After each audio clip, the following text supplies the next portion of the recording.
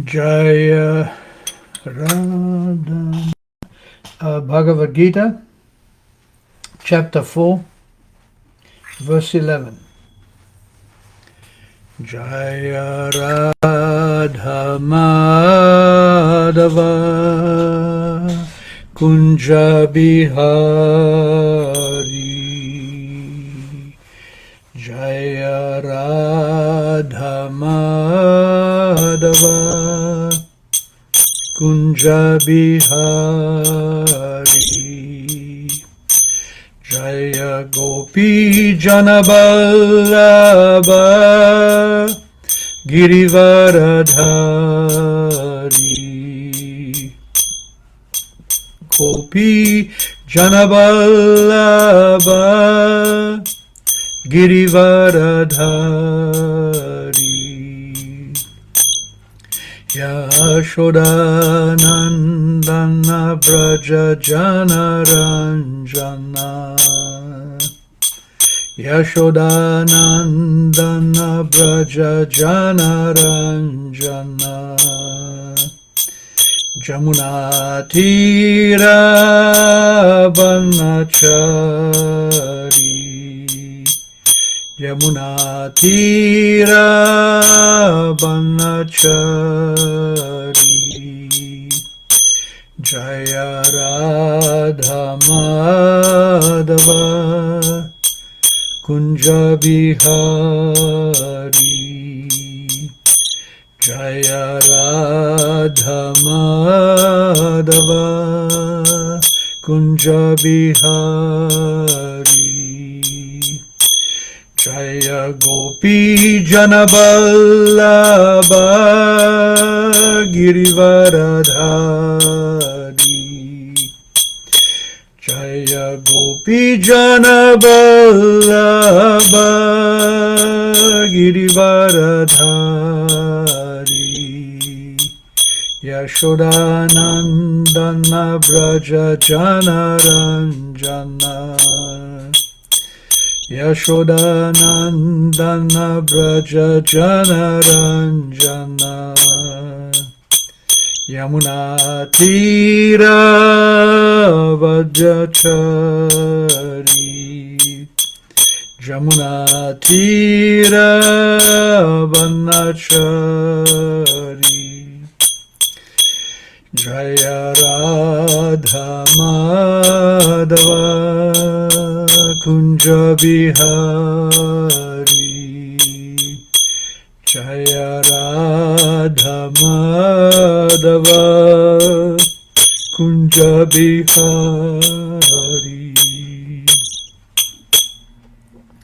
Jayam Vishnupada Paramahamsa Paribrajagacharya Stotara Sata Sri Srimad A.C. Bhaktivedanta Swami Shila Prabhupada Ki Jai. Ananta Koti Vaishnava Vrinda Ki Jai. Namacharya Sila Haridas Thakur Ki Jai.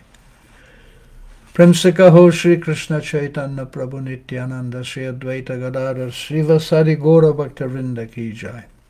Shri Shri Radha Krishna Gopa Gopinath Shama Kunda Radha Kunda Giri Govardhan Ki Jai. Vrindavan Mathura Dham Ki Jai. Navadip Mayapur Dham Ki Jai. Jamuna Mai Ki Jai. Ganga Mai Ki Jai. Bhakti Devi Ki Jai. Tulasi Devi Ki Jai. Samaveta Bhakta Vrinda Ki Jai. All glories to the assembled devotees. All glories to the assembled devotees. All glories to the assembled devotees. Bhagavad Gita, chapter 4, verse 11.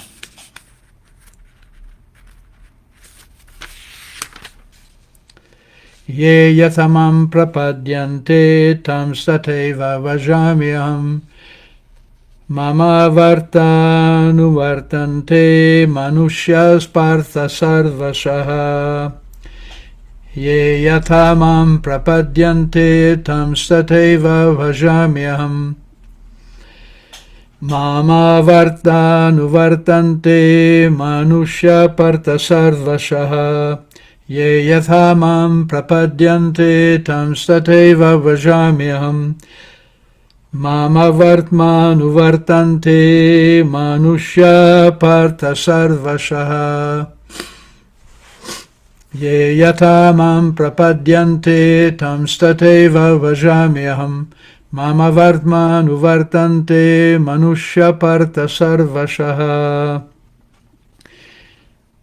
Yea, all of them, yatha, as, mam, unto me, prapadyante, surrender, tan, unto them, tatha, so, eva, certainly, bhajami, do I reward, aham, I,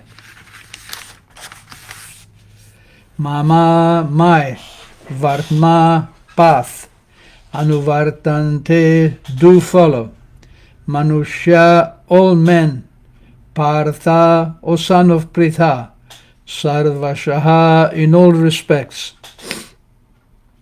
Translation and purport by Srila Prabhupada. All of them, as they surrender unto me, I reward accordingly. Everyone follows my path in all respects, O son of Pritha. Purport. Everyone is searching for Krishna in the different aspects of his manifestations. Krishna, the Supreme Personality of Godhead, is partially realized in his impersonal Brahmajyoti effulgence and as the all-pervading Supersoul, dwelling within everything, including the particles of atoms.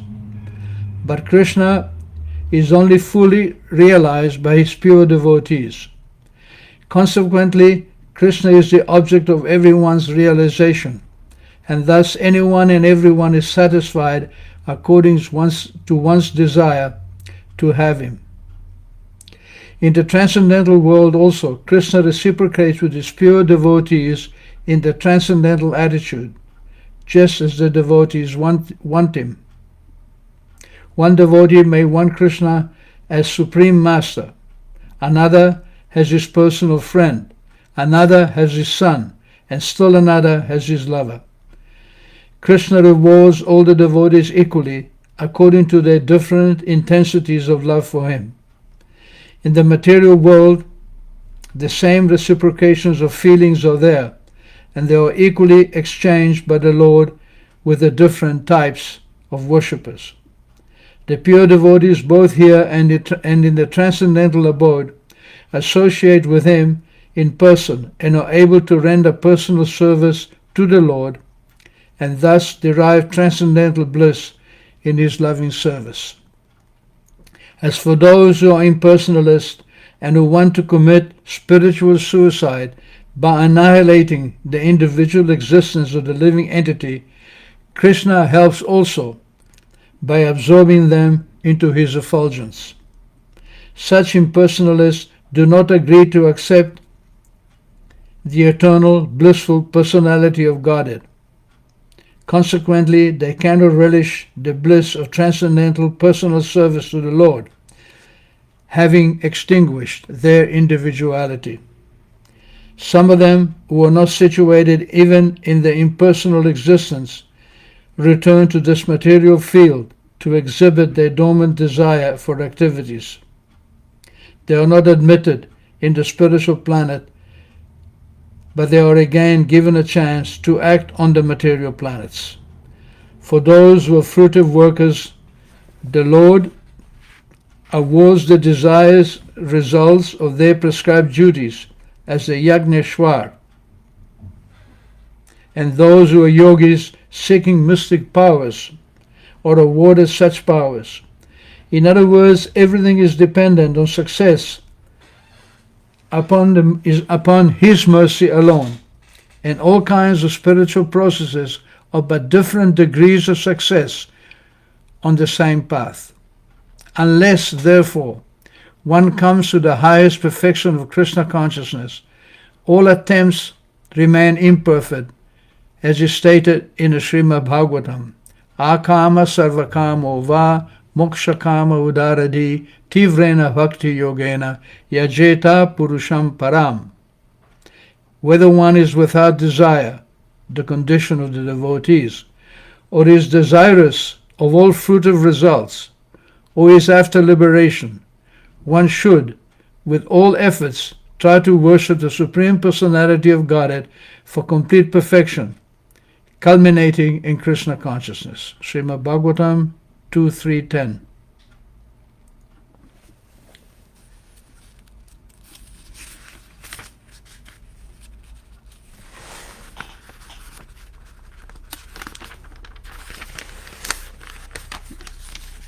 Ye yathamam prapadyante tam sateva vajamyaham mama vartmanuvartante manushya partha sarvashaha.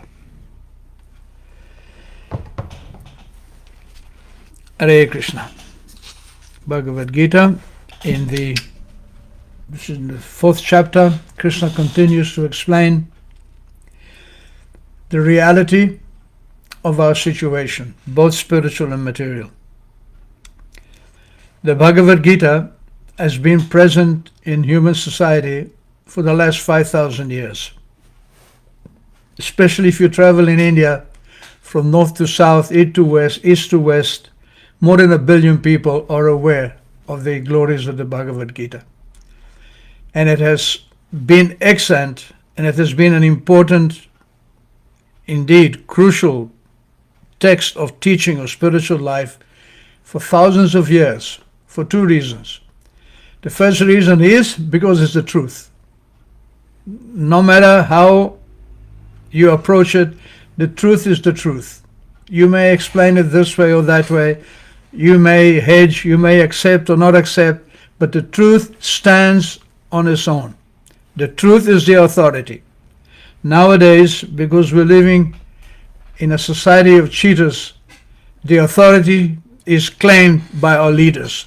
But the leaders are not the authority. No, the truth is the authority. And therefore, Bhagavad Gita is ever fresh. Apart from that, Krishna was benedicted by his guru, Sandipani Muni, that whatever, my dear boy, whatever you speak, it will always remain fresh. And this is also my experience, my humble, subjective experience. Throughout my life, I've been a lover of books. As a teenager, I grew up in South Africa. There was no television. So we spent a lot of our times in the library. Normally in the public library, I remember one was allowed to take 4 books at a time home. And he could keep them for 2 weeks, then he had to bring them back. But I became so friendly with the librarians, the young ladies working there, and they saw that I had such an intense desire to read, they allowed me to take as many books home as I liked. So throughout my education, I was dependent upon books. But once you read one book, even if it's a good book, you may read it once, twice, even great writers like Dickens and Shakespeare. But then it becomes stale. The novelty wears off. But I've been reading Bhagavad Gita, studying Bhagavad Gita for 50 years, and I still don't know even the beginning of it.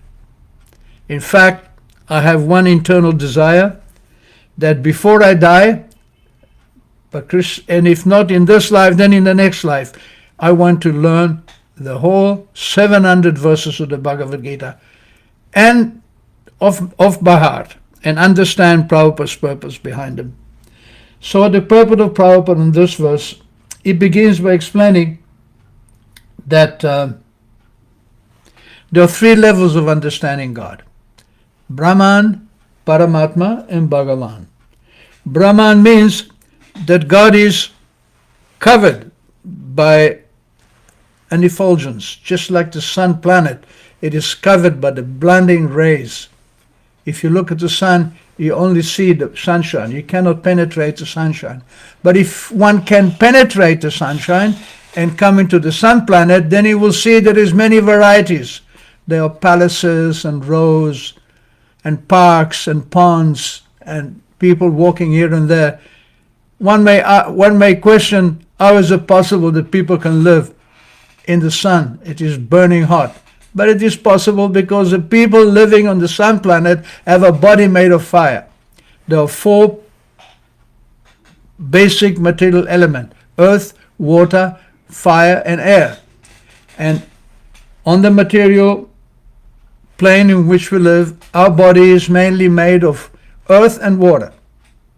elements of the earth and water. But in the sun planet, the body are made of fire. So if you can enter the effulgence of the sun into the planet, you can see the varieties there. But among all the varieties, there is one predominant deity called Surya Dev, the sun god, and from his effulgence, from his personality, the whole sun planet and the sunlight is maintained. It's also like from a distance, if you see a hill, the hill looks green, indistinct, but as you become closer, then you can see the different varieties. So understanding God begins with penetrating his effulgence. In fact, in the Upanishads, the Shri Upanishad, it is said that Hiranmayena Patrena, that the Lord is covered by a patra, by a curtain of Hiranmaya, of transcendental effulgence. So, Hiranmayena Patrena Satyasya Pitam Mukham, that the devotee prays to Krishna that you please remove this effulgence. Tvat Tvam Pushan Apavrinu Satya Dharmaya Drishtate. Let me see your form, because Satya Dharmaya, I am practicing Satya Dharma. Satya Dharma means the eternal relationship that I have with God. That is something that cannot be broken. And in this verse, Krishna says that as you surrender unto me, I reward you accordingly. Mama Vartma Anuvartante. Vartma Anuvartante means to follow. Mama means mine, Krishna is saying. Manushya Partha Sarvasha. Manushya Sarva. In all respects, everyone is following me. What does that mean? That means that the material world is existing upon the effulgence and the energy of Krishna. Nothing more, nothing less. And when Krishna is present with us within the heart, we can act, and when he leaves the heart, this body is finished. So Brahmeti, or understanding the effulgences of Krishna, that is the first step. Vadanti tat tattva vidas, those who are tattva vidas, those who are knowledgeable of the truth. We are born in ignorance. Om agyana timirandasya gyanan jana shalakaya. Chaksur unmilitam jena tasmai Sri Gurave Namaha. If we want to understand who we are, if we want to penetrate the darkness of illusion into the light of transcendental life, we have to take instruction from a teacher, from a guru.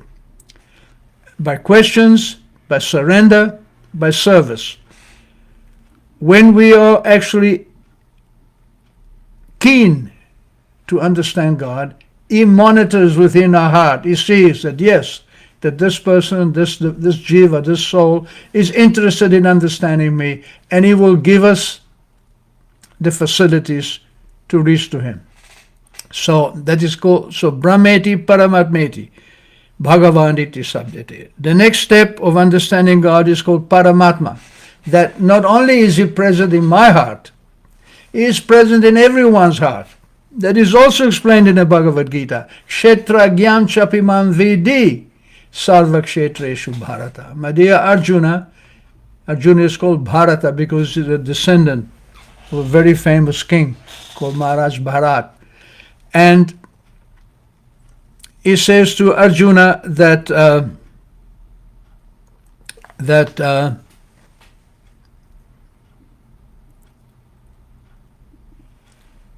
this body is a kshetra. It is a field of activity. And I am the knower not only of the field of this body, my body, he is also the knower of your body, his body, everyone's body. Krishna is everywhere. Sarva kshetreshu bharata. Kshetra gyayor jnanam yattash jnanam matir mama. He furthermore says in the Gita that my opinion, and when Krishna says matir mama, when Krishna says my opinion, we should pay attention. This is not just some opinion or someone who's trying to exploit us. Krishna is not some short-term political leader who is using us for his position. He's not interested in taking anything away from us or cheating us because he already has everything. In fact, whatever we have is given to us by him. So what can we offer him in return? Nothing. Therefore, Krishna is saying that kshetra gyayor jnanam, that real knowledge is understanding the difference between the body and the soul.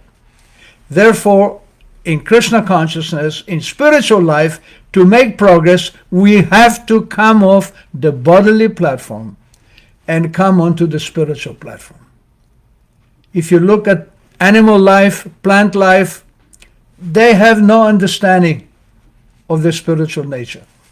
Trees and plants and insects and animals, they cannot understand what is the essence of spiritual life. They don't have that facility, but human beings do. Therefore, Prabhupada used to stresses again and again and again, if you simply live like an animal, how can you make spiritual progress? If you don't control your senses, how can you make spiritual progress? If you don't hear from a bona fide teacher, from a guru, how can you make progress? The animal doesn't have those ears. When I'm speaking, if I'm speaking in an assembly, people can gather and they can listen. They may accept or not accept, but they can analyze what I'm speaking about. But if I gather a room full of animals, if I bring all the dogs and cats and cows and rats and ants and whatever animals I find in Amsterdam, if I bring into my room, what's going to happen? There's going to be chaos because they don't understand what it means to hear about spiritual life. But a human being can. If we don't exercise this great difference between us and animals, we are simply living like polished animals. And what is the result of living like a polished animal? The result is that we take another birth as an animal. If we simply live to eat, sleep, mate and defend, we can do that very comfortably in animal life, in all kinds of it. And all the different varieties of our consciousness are reflected in the huge varieties of human species. Therefore, that is the answer to the question, why there are so many different kinds of bodies? Aquatics, insects, plants, mammals, birds. Why? Because each body reflects a certain kind of consciousness. And the lower you go down the scale of consciousness, then you have to work your way back to the top. Just like in the army. If you get busted from officer, from a lieutenant to a private, you cannot become again an officer the next day. You have to become a corporal, a sergeant, and then you can become an officer. It is step by step. So in the same way, the evolution of the species of life that we see around us mirror their consciousness. There is an evolution of the species, but not of the body. The evolution is of the spirit. Then according to the spirit, the body is manufactured. There is no example, and Prabhupada challenged the scientists again and again, there is no example that consciousness ever came from matter. I challenge you, he challenged the scientists, I also challenge you or anybody who is listening to this class, show me one example where consciousness became manifested from matter. No, it is the other way around. If we observe and look, consciousness comes from consciousness. Matter is simply a result of our consciousness. And that is strictly controlled by Krishna, as he explains in this verse. So, what is the difference between Krishna and us? Krishna also explains in the same chapter, Ajo Pisana Vyayatma. I am Ajo. Krishna is unborn. We are born. Krishna is unborn. Actually, we are also unborn. But we become born when we identify with the body, when we desire to use our senses independently of Krishna. That desire of being independently of Krishna produces a material body. Therefore, the first step in spiritual life, the first lesson that Prabhupada gave us was that if you want to be my student, you have to follow certain restrictions. What are those restrictions? Those restrictions are those restrictions that mirror your spiritual identity. Therefore, you control your eating, you control your sleeping, you control your mating, you control your sensual activities in such a way that you take control of your body, take control of your mind. And the best way to control the mind, Savaimana Krishna Padaravindayo, that you simply put your mind at the lotus feet of Krishna. And if you do so, you dovetail, you connect onto a energy which is called Krishna consciousness. It's an energy, just like material consciousness is an energy. If I believe I belong to this community or this country and I fly my nationalistic flag, that consciousness will take me to compete with others, to fight, to have wars, to have competition. It will bring out envy and jealousy. Whereas if you identify with the spiritual consciousness, you will have the power to understand the temporary position of the material world and the eternal position of the spirit soul. I am an eternal servant of Krishna. Jiva Swarup Hoy Nitya Krishna Das. The Jiva, the living entity, is the eternal servant of Krishna. Krishna Tatashta Shakti. We are the marginal energy of Krishna, Bheda Abheda Prakash. We are manifested as the same as Krishna in quality and different from Krishna in quantity. Bheda Abheda Prakash. That is called Achintya Bheda Bheda Tattva. This was explained by Lord Chaitanya Mahaprabhu very simply. He came as only Krishna can. Just like if you know something, if you're really familiar with the subject, you can explain it very, very easily to anyone. But if you don't know and you pretend to know, then it becomes very complicated. Then we speak all kind of gibberish. No, if you know something, it is very easy to explain it. So in the same way, Krishna himself knows what is love of God. Chaitanya Mahaprabhu came to teach us love of God, and he very simply explained it, that you're a spirit soul, you're equal to Krishna in quality, and you're different in quantity.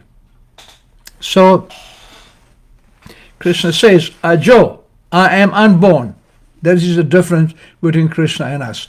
We do not remember our previous lives. We have no control over our next lives. We are not Ajo. We are not unborn. We are born. We spend 9 months in the womb of the mother. And we will spend again time in the womb of another mother if we don't become fully realized in this life.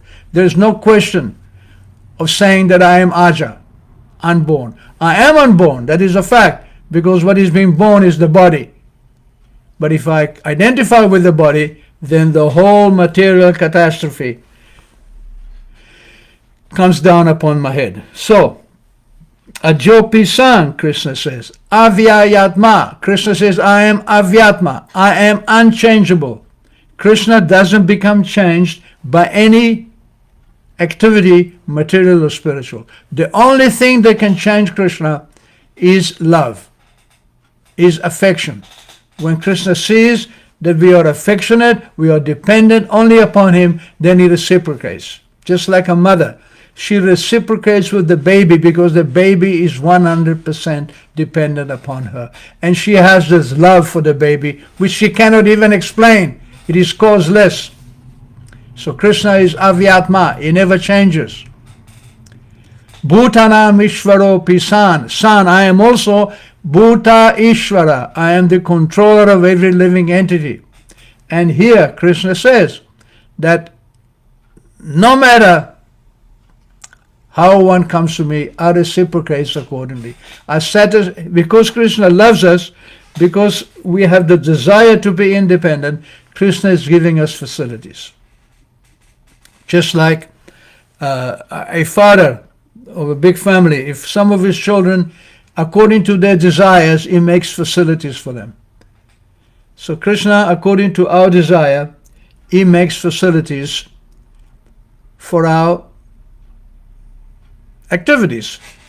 And if we want material activities, then we remain in the material world. If we want spiritual activities, then Krishna will gradually bring us to the spiritual position.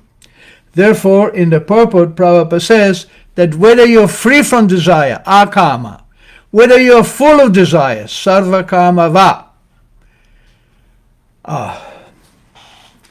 moksha kama, whether you want liberation, tivrena bhakti yogena, through the process of bhakti, yajeta purusham param, worship the Supreme Lord. This is the beauty of Krishna consciousness. In one foul swoop, simply by chanting Hare Krishna, by surrendering to Krishna, by giving up our material desires and depending completely on Krishna, we can become free of material life, we can become free of illusion, and we can awaken our spiritual life. Once that is awakened, it is the greatest gift. You will not give it up for anything. Thank you very much. So we have a few comments from Brigu Pandit, Haribol, and from Atmavidya Prabhu, Amber obeisances to Srimad Bhagavad Gita, to the audience, and Rob Ealings, Hare Krishna Prabhu, pranams to all, and Amar Chetri, all glories to Bhakti.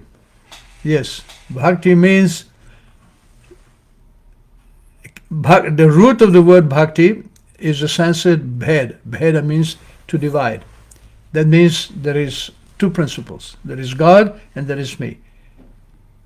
I am not God. I can never become God. God is different. I am Anu, very small, and God is Vibhu, very great. Therefore, I am dependent upon God. And Krishna consciousness simply means to awaken to this reality, that I'm dependent upon God. Simple as that. That is the truth of the matter. Everything else is illusion. Thank you very much. Hare Krishna. I'll see you on Friday, hopefully.